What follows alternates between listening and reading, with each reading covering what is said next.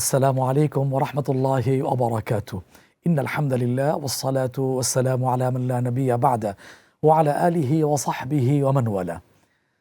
আপনাদের সবাইকে স্বাগত জানাচ্ছি ড্রিম হোল্ডিংস লিমিটেড নিবেদিত গ্রিন টিভির অনন্য আয়োজন আলোর পথ অনুষ্ঠানে। প্রিয় দর্শক বৃন্দ, রমাদানের শিক্ষা যদি আমরা শিক্ষাটা কি তাকওয়া, আত্মসংযম এবং মানবতা, সহমর্মিতা প্রদর্শন, এগুলো যদি শুধু একটি মাসে সীমাবদ্ধ না রেখে সারা বছর যদি আমরা বজায় রাখতে পারি, তাহলে ইনশাআল্লাহ ব্যক্তি, পরিবার এবং সমাজ কল্যাণময় হবে নিঃসন্দেহে। এই বিষয়গুলোকে বিবেচনা করে আজকের আমাদের বিষয় নির্ধারণ করা হয়েছে রমাদানের শিক্ষা সারা বছর ধরে রাখার উপায়। এই বিষয় চমৎকার আলোচনা উপহার দেওয়ার জন্য আমাদের মাঝে উপস্থিত হয়েছেন বাংলাদেশের একজন খ্যাতনামা আলেম দ্বীন, লেখক, ইসলামী চিন্তাবিদ, গবেষক এবং প্রবীণ মিডিয়া ব্যক্তিত্ব মোহতারাম শেখ মোহাম্মদ উসমান গানী হাফিজাহুল্লাহ তাআলা এবং মাননীয় সহকারী অধ্যাপক আহসানিয়া ইনস্টিটিউট অফ সুফিজম। আসসালামু আলাইকুম রহমতুল্লাহি ওয়া বারাকাতুহু। ওয়া আলাইকুম আসসালাম ওয়া রাহমাতুল্লাহি ওয়া বারাকাতুহু। মোহতারাম আহলান সাহলান, মারহাবান। ব্যস্ততার মধ্যে মূল্যবান সময় দিচ্ছেন, কৃতজ্ঞতা প্রকাশ করে বলছি জাযাকাল্লাহু খাইরান। শুকরান। জি, বারাকাল্লাহু ফিক। প্রিয় দর্শক, রমাদান চলে যাবে, আবার আসবে। রমাদান শেষ হওয়ার সাথে যেন আমার শিক্ষার যেন শেষ না হয়ে যায়, সেই জন্য আজকের বিষয়টা খুবই গুরুত্বপূর্ণ। আশা করি শুরু থেকে শেষ পর্যন্ত আমাদের সাথে সম্পৃক্ত থাকবেন। আমরা আলোচনা না বাড়িয়ে আলোচনায় প্রবেশ করছি, কথা অন্য প্রসঙ্গ দীর্ঘায়িত না করে। মহতরম, প্রথমে আপনার কাছে আমাদের জিজ্ঞাসা হচ্ছে যে ইবাদতের অভ্যাস বজায় রাখার জন্য যে কিভাবে সারা বছর ধরে চলা যায়। ধন্যবাদ সুপ্রিয় উপস্থাপক, সম্মানিত দর্শক শ্রোতা। রমজান মাস তাকওয়ার মাস, রমজান মাস রহমত মাগফিরাত নাজাতের মাস, রমজান মাস কুরআন নাজিলের মাস এবং রমজান মাস ইসলামের বিজয়ের মাস। এবং কোরআনে কারিমে সূরা ফাতহের 28 নম্বর আয়াতে আল্লাহ রাব্বুল আলামিন বলেন, হুয়াল্লাযী আরসালা রাসূলাহু বিল হুদা ওয়া দীনিল হক লিইয়ুযহিরাহু আলা দ্বীনি কুল্লিহি ওয়া কাফা বিল্লাহি শাহিদা। মহান আল্লাহ রাব্বুল আলামিন কোরআন নাজিল করেছেন রমজান মাসে, নবী রসুল পাঠিয়েছেন, আখির নবী মুহাম্মদ রাসূলুল্লাহকে পাঠিয়েছেন এজন সত্য দিন এবং হেদায়েত সহকারে, যাতে সকল জীবন বিধানের উপরে ইসলামকে বিজয়ী রূপে প্রতিষ্ঠিত করতে পারেন। আর এই জন্য দরকার একদল মুত্তাকি মানুষ। আমরা দেখি সেই বদরে 313 জন সাহাবী হাজার মুশরিকদের সাথে যুদ্ধ করে বিজয় এনেছেন। কোরআনে কারিমে আল্লাহ রাব্বুল আলামিন বলেছেন, কাম মিন ফিয়াতিন কালিলাতিন গালাবাত ফিয়াতান কাসীরা বিইজনিল্লাহ, যে অনেক স্বল্প সংখ্যক মানুষ যারা মুত্তাকি পরহেজগার ছিলেন, আল্লাহওয়ালা ছিলেন, আল্লাহর উপরে ইয়াকিন ছিল, তাওয়াক্কুল ছিল, তারা বহু সংখ্যক লোককে পরাজিত করেছে, নিজেরা বিজয় লাভ করেছে, ইসলামের বিজয় ছিনিয়ে এনেছে। তো আমাদের এই যে শয়তানের সাথে, নফসের সাথে যুদ্ধ, এটা চিরন্তন এবং জীবনব্যাপী। যে কারিন শয়তান আল্লাহ পাক দিয়েছেন মানুষকে জাগ্রত রাখার জন্য, মানুষ যেন সদা সচেতন থাকে, সদা সক্রিয় থাকে তার এবাদতে, তার আমলে। এজন্য আমাদের রমজানের প্রশিক্ষণ, তাকওয়া অর্জন করা। তো এই রমজানের প্রশিক্ষণটা আমরা রমজানে 5 ওয়াক্ত ফরজ নামাজের পাশাপাশি তাহাজ্জুদ সহ আরও নফল সালাত আদায় করি, আমরা তারাবির সালাত আদায় করি এবং কোরআন তেলাওয়াত আরও বেশি পরিমাণে করি এবং দান খয়রাত যাকাত, সকল ইবাদতের পরিমাণ বা মাত্রা অনেক বেড়ে যায়। তো ঠিক এটি হলো প্রশিক্ষণ। এই প্রশিক্ষণটা আমাদের জীবনে সব সময় যেন আমরা ধারণ করতে পারি, এটি হলো রোজার উদ্দেশ্য। যেমন আমরা রমজান মাসে এই রোজা অবস্থায় কিন্তু হালাল খাদ্য পানাহার করতে পারি না। ঠিক আমি রমজানের পরে যখন খেতে যাব, আমি এটা বিবেচনা করব যে এটি খাবারটা হালাল কি হারাম, আমার জন্য এটা জায়েজ নাকি না জায়েজ, বৈধ কি অবৈধ। ঠিক আমি রমজান মাসে যেমন সংযম ইখতিয়ার করেছি, ধৈর্য, সহিষ্ণুতা, সবর, সহমর্মিতা, এগুলো আমি পরবর্তীতে এগুলো বজায় রাখবো। মানে আমি রমজান থেকে শিক্ষাটা গ্রহণ করলাম, আমি রমজানের পরীক্ষায় উত্তীর্ণ হলাম, রমজানে আমি তাকওয়ার সার্টিফিকেট অর্জন করলাম। এটি বহাল রাখার জন্য আমাকে রমজানের পরে যে নিয়মিত ইবাদতগুলো আছে, বিশেষ করে সুন্নাহ মতো জীবন যাপন করা। এবং রমজানের পরে যেমন শাওয়াল মাসের শাওয়াল মাসের 6টি রোজা, তারপরে আমাদের এই যে 13, 14, 15 তারিখের প্রতি মাসে রোজা, বৃহস্পতিবার, সোমবার যে রোজা, এগুলো সহ যাবতীয় এবাদতের মধ্যে মানে সুন্নত মতো জীবনযাপনের মাধ্যমে আমরা রমজানের এই তাকওয়ার জীবন আমরা পুরো বছরব্যাপী ধারণ করতে পারবো ইনশাআল্লাহ। ইনশাআল্লাহ। এরপরে আরেকটি বিষয় আলাদা করে একটু জিজ্ঞেস করা, সেটা হলো রমাদানে তো মানুষ বেশি করে দান সাদকা করে থাকে। রমাদানের বাহিরে সারা বছর এই চমৎকার আমলটি কিভাবে তিনি করে যেতে পারবেন? দান সদকা এটি তো সব সময় করতে হয়। রমজান মাসে আমরা বেশি পরিমাণে করে থাকি, করেছি।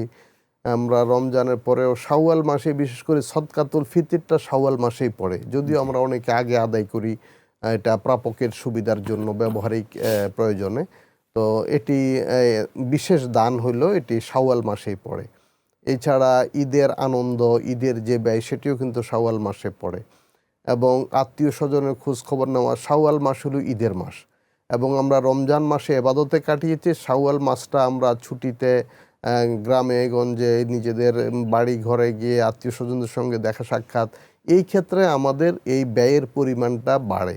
তো আমরা অনেকে মনে করি যে দান সৎকা একটা ভিন্ন জিনিস, আর আত্মীয় স্বজনকে যে আপ্যায়ন করা বা তাদেরকে যে উপহার দেয়া সেটা বোধহয় ভিন্ন। আসলে প্রতিটাই এবাদত, প্রতিটি দান এটি এবাদত। এটা হলো নিয়াতের উপরে যে আমি আমার আপনজনকে দিব, এমনকি আমি বাবা মার জন্য যে ব্যয়টা করব সেটাও কিন্তু এবাদত, সন্তানের জন্য যে ব্যয় করব এটাও কিন্তু এবাদত।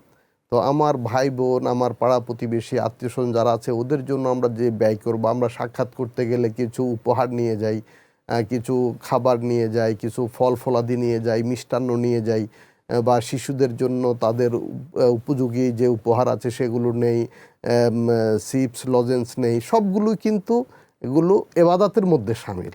তো আমরা এই ব্যয়টা আমরা রমজানে যেমন ব্যয়টা করেছি, ঠিক ঈদের পরেও কিন্তু আমাদের এটা ধারাবাহিকতা থাকে। শুধু নিয়তটা রাখতে হবে যে এটি সুন্নাহ এবং এটা এবাদত। সুন্দর।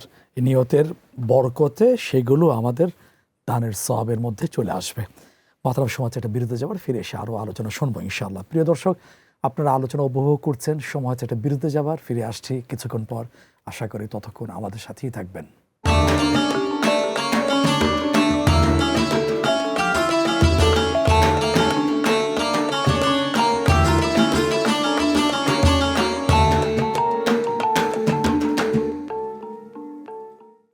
প্রিয় দর্শক, বিরতির পরে আরও একবার স্বাগত জানাচ্ছি আলোর পথ অনুষ্ঠানে। আলোচনা পেশ করছেন মোহতারাম শেখ মোহাম্মদ ওসমান গানি হাফিজাহুল্লাহ তাআলা। আজকের আলোচনার বিষয় হচ্ছে রমাদানের শিক্ষা সারা বছর ধরে রাখার উপায়। আমরা এই বিষয়ের আলোকে আরও প্রশ্ন জানার মাধ্যমে উপকৃত হওয়ার চেষ্টা করব ইনশাআল্লাহ। সেটা হচ্ছে রমজানকে বলা হচ্ছে শাহরু সবরি, সবরের মাস, ধৈর্যের মাস। এখন এই যে রোজার ধৈর্য, সহনশীলতা সারা বছর কিভাবে এটা প্রয়োগ করা যেতে পারে? ধন্যবাদ। এই সবরটা হলো 3 প্রকার। আমরা সবরকে সাধারণত সবর বলতে মনে করি বিপদে ধৈর্য ধারণ করা, কিন্তু এটি 3 প্রকারের। তৃতীয় অবস্থা হলো এটি, যেটি আমরা সকলেই জানি। সবরের প্রথম প্রকার হলো আস-সাবর আনিল মাসিয়াত, গুনাহ থেকে বিরত থাকা। তো রমজানে আমরা সত্যি সুন্দর জীবনযাপন করেছি, ইবাদতের মশগুল ছিলাম। তো ঠিক রমজানের পরেও আমরা গুনাহমুক্ত জীবনযাপন করার চেষ্টা করতে হবে। কারণ এই দুনিয়াতে শান্তি এবং প্রশান্তির জন্য, সুন্দর নিশ্চিন্ত নিরুপদ্রব জীবনযাপনের জন্য গুনাহমুক্ত জীবন দরকার। গুনাহ কিন্তু মানুষকে খুবই অশান্তিতে ফেলে দেয়। যে অপরাধী যতই অর্থনৈতিকভাবে শক্তিশালী সমৃদ্ধ হোক বা খুবই তার অঢেল সম্পদ থাকুক, কিন্তু সে মানসিকভাবে শান্তিতে থাকে না। এর জন্য গুনাহমুক্ত জীবন যাপন করতে হবে। এটি হলো রমজানের প্রথম শিক্ষা, সবরের প্রথম কথা। দ্বিতীয় হলো আস-সাবর আলা তাআত, এবাদতের জন্য কষ্ট স্বীকার করা। রমজান মাসে আমরা সারাদিন এবাদতের মধ্যে মশগুল থাকি। একদিকে সারাদিন না খেয়ে রোজা রাখা, আবার সময় মতো ইফতার করা, আবার মাগরিবের সালাত, তারপরে আবার এই এশার নামাজ, তারাবির নামাজ, তারপরে আবার তাহাজ্জুদ, সাহারি, আবার ফজরের সালাত জামাতে, আবার ইশরাক, চাশত, জাওয়াল, আউয়াবিন, এভাবে আসরের নামাজ জামাতে, এভাবে মাগরিব জামাতে আমরা পড়ি। ঠিক এই যে এবাদতের জন্য একের পর এক ঠিকমতো রেস্ট বা বিশ্রামের সময় পাওয়া যায় না, কোনো বিরতি ছাড়াই আমরা সারাদিন এবাদতে ছিলাম। ঠিক রমজানের পরেও এবাদতের জন্য এই কষ্টটা স্বীকার করা, এটা খুবই গুরুত্বপূর্ণ। আমরা ধৈর্যশীল, কিন্তু আমি আবাদত করি না, তাহলে এই সবরের একটা 3 মাত্রার একটা মাত্রা হইলো, আর দুটো কিন্তু বাদ রয়ে গেল আমার। তো আমি এবাদতের জন্য এই ত্যাগ স্বীকার করা, কষ্ট স্বীকার করা, আমি সব সময় অজুর সাথে থাকা, পবিত্র থাকা, এটা খুবই গুরুত্বপূর্ণ। আর তৃতীয় হলো মুসিবতে বিপদে ধৈর্য ধারণ করা। মুসিবত কি? মুসিবত মানে কেউ আমার সাথে এমন আচরণ করলো, আমার মেজাজ বিগড়ে যাচ্ছে, মেজাজ তিরিক্ষি হয়ে যাচ্ছে, আমি নিজেকে কন্ট্রোল করতে পারছি না, এই সময় নিয়ন্ত্রণ রাখা সবর। এবং সবরের উন্নত পর্যায় হলো হিলম। আল্লাহ রব্বুল আলামিন এই সবুর যেমন ধৈর্যশীল, আবার তিনি হালিম, মানে অতি উচ্চ মাত্রায় সহনশীল।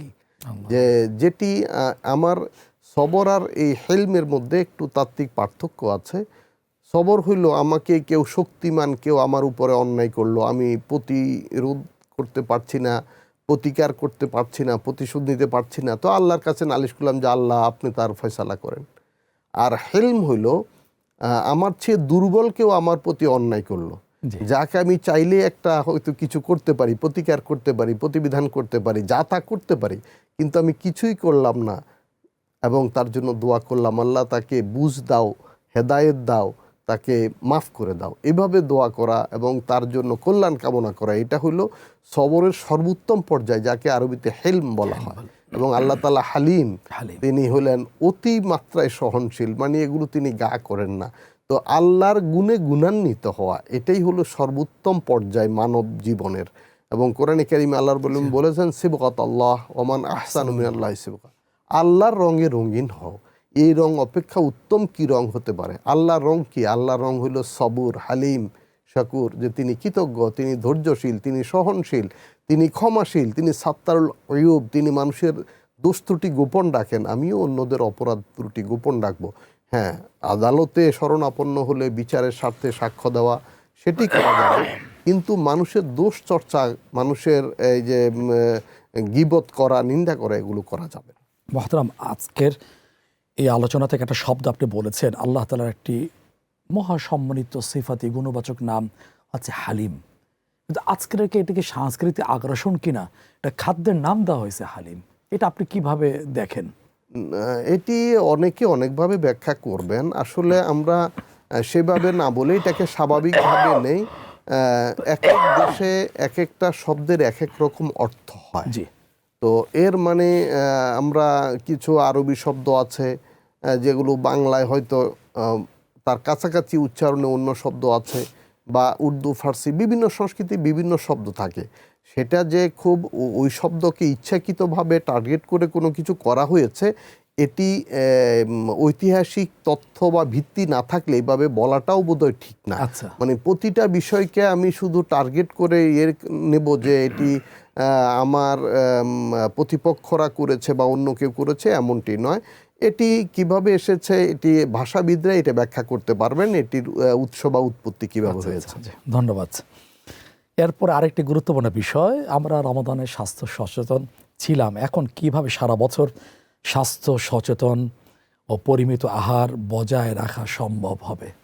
অত্যন্ত গুরুত্বপূর্ণ একটি বিষয় স্বাস্থ্য। এবং হাদিস শরীফে এসেছে, রাসূল করিম সাল্লাল্লাহু আলাইহি ওয়াসাল্লাম বলেছেন যে সুস্বাস্থ্যের অধিকারী মুমিন দুর্বল অসুস্থ মুমিন অপেক্ষা শ্রেয়। সুবহানাল্লাহ। তাহলে এই যে স্বাস্থ্য, সুস্বাস্থ্য, আমরা আমাদের নবী করিম সাল্লাল্লাহু আলাইহি ওয়াসাল্লামের জীবনে দেখি তিনি অত্যন্ত স্বাস্থ্য সচেতন ছিলেন এবং সাহাবা ইকরামকে স্বাস্থ্য বিষয়ে তিনি উপদেশও দিয়েছেন। এবং হাদিস শরীফে স্বাস্থ্যবিধির উপরে অনেক বিবরণ এসেছে। তো এই স্বাস্থ্যবিধির মূল কথা হইল পরিমিত আহার, পরিমিত বিশ্রাম এবং পরিমিত খাদ্য গ্রহণ। তো এখন এই পরিমিত বিশ্রাম আমরা দেখি কোরআনে কারিমে আল্লাহ রাব্বুল আলামিন বলেছেন যে হে রাসূল সাল্লাল্লাহু আলাইহি ওয়াসাল্লাম, আপনি রাতে কিছু সময় ইবাদত করুন, কিছু সময় বিশ্রাম করুন। এবং তাহাজ্জুদ পড়ার কথা যে আছে কোরআনে কারিমের মধ্যে সূরা বনী ইসরাইলে, তো সেখানেও বলা হয়েছে যে আপনি তাহাজ্জুদ করুন। তাহাজ্জুদের যে আবিধানিক এবং পারিভাষিক অর্থ সেটি হলো বিশ্রামের পর ঘুম থেকে উঠে ইবাদত করা, সেটি হলো তাহাজ্জুদ, মানে ঘুমানোর কথা আছে। এবং হাদিস শরীফে এসেছে ওয়ালি জাসাদিকা আলাইকা হক, যে আপনার শরীরেরও হক আছে, অধিকার আছে সে বিশ্রাম নেয়ার। যে একটানা 24 ঘন্টা আবাদত করে শরীরকে আমি দুর্বল করব, এটাও করা যাবে না।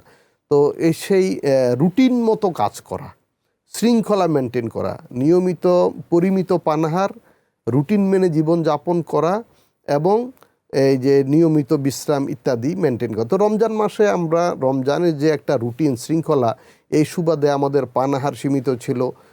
এটা যদি আমাদের এই খাদ্যাভ্যাস নিয়ে আমাদের অভিযোগ আছে, আমরা বাঙালি যারা, আমরা খাদ্যাভ্যাস আমাদের অনিয়ন্ত্রিত। আমরা কোথায় কি খাবো, কোনটা আগে খাবো, কোনটা পরে খাবো, এবং খাবারের পরিমাণ কি, পরিমিতিবোধ, এগুলো আমাদের মধ্যে খুবই আমরা অসতর্ক থাকি।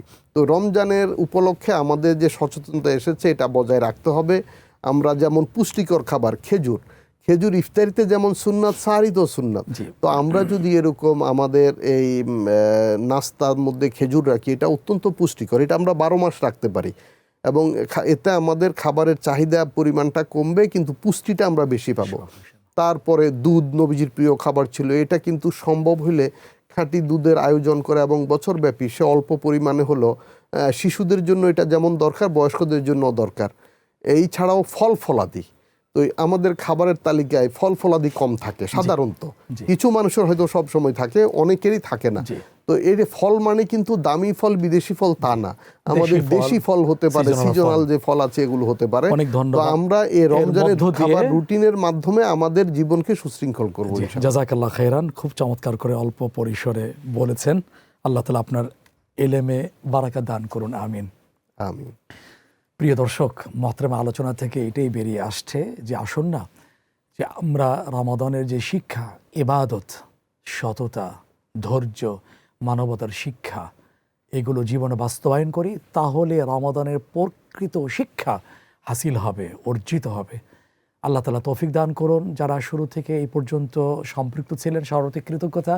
জাযাকুমুল্লাহ খাইরান। আসসালামু আলাইকুম ওয়া রাহমাতুল্লাহি ওয়া বারাকাতুহু।